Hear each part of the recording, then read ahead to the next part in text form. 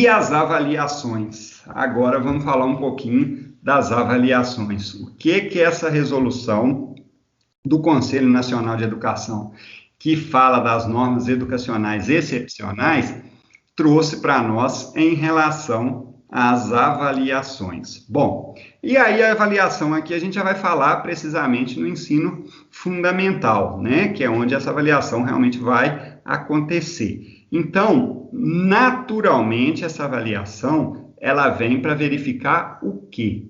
Para que eu faria essa avaliação? Para verificar o alcance ou não de quê? Dos objetivos de aprendizagem que são compatíveis com aquela etapa em que o aluno está cursando, né? Primeiro, quinto, nono ano.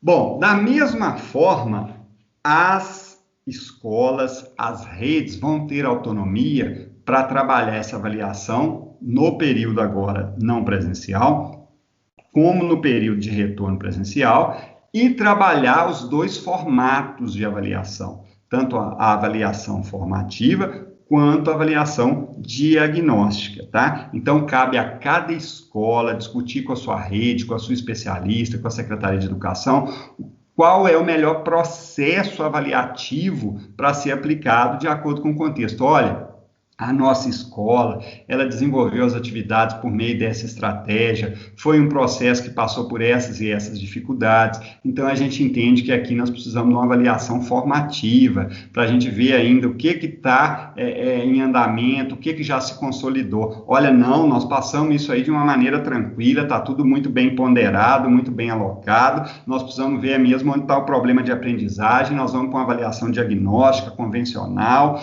e isso aí, então, é o exercício da autonomia de cada escola, de cada rede de ensino, de cada secretaria de educação, tá?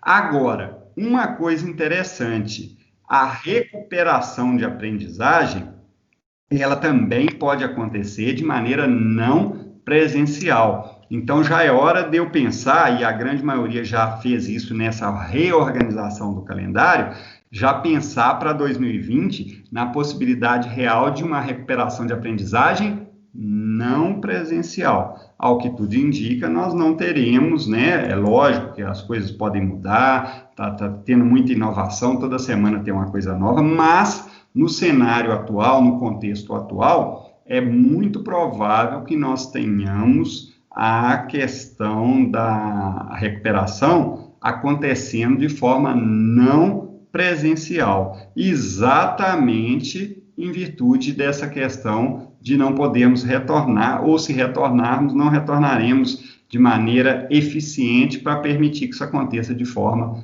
presencial. Então, essa recuperação de aprendizagem é justamente, Luiz Antônio, agora eu estou entendendo, as pontas estão se fechando, se amarrando. Como eu já cumpri carga horária, eu trabalhei a reorganização do meu calendário de fato, porque eu cumpri a carga horária obrigatória. Essa recuperação é justamente aquele momento para eu detectar, depois que eu avaliei, detectar se o meu aluno alcançou ou não o quê? Objetivos de aprendizagem. E então essa recuperação vem para que o aluno tenha uma oportunidade de quê? De alcançar aqueles objetivos de aprendizagem eventualmente não alcançados, tá bom? Então, eu tenho que ter isso bem situado. Uma coisa é cumprir a carga horária, outra coisa alcançar esses objetivos de aprendizagem, tá?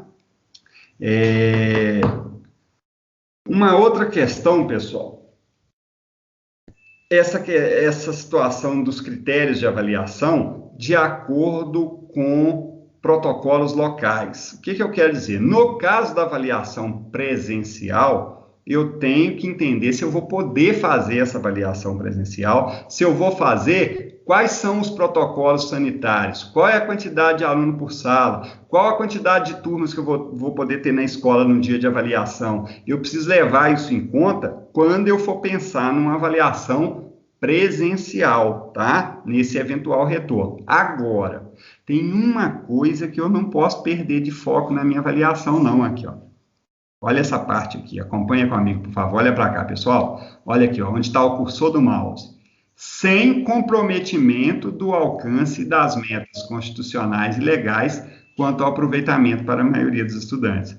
Sem comprometimento do alcance das metas constitucionais e legais. Ou seja, eu preciso entender que essa avaliação vai ter uma adequação de critério, uma redefinição de critério. Eu não vou avaliar do mesmo jeito que eu iria avaliar se eu tivesse um ano letivo convencional, normal, sem pandemia, todo mundo na escola.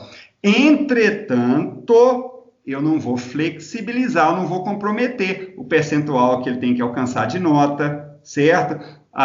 O meu foco na aprovação, o meu foco nunca foi a reprovação, certo? Então, eu preciso ter em mente que a adequação, a redefinição dos critérios de avaliação não pressupõe, não implica, não é sinônimo de flexibilizar metas e exigências de percentuais, de questões que estão lá no regimento, questões que estão lá na LDB, de percentual para aprovação, percentual de frequência, tudo isso, tá bom?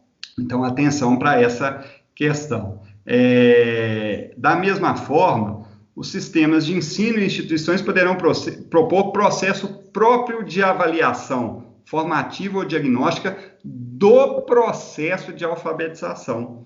Então, primeiro ao terceiro ano, anos iniciais aí do ensino fundamental, ciclo de alfabetização, isso é para vocês, tá?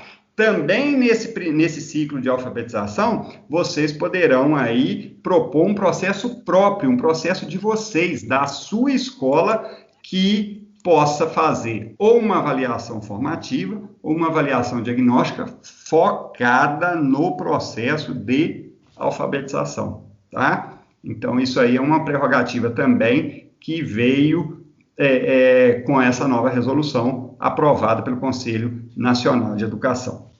Agora, uma coisa interessante, não teria sentido, e isso é muito elementar para todos nós que estamos na escola, eu discuti se a avaliação vai ser formativa, se a avaliação vai ser diagnóstica, se eu vou avaliar durante o período não presencial, se eu vou avaliar só durante o período presencial, se essa avaliação não fosse servir para orientar os programas de recuperação de aprendizagem, que, como eu já havia dito, poderão ser de forma presencial, como também, eu acho muito mais palpável no momento atual, de forma não presencial, certo?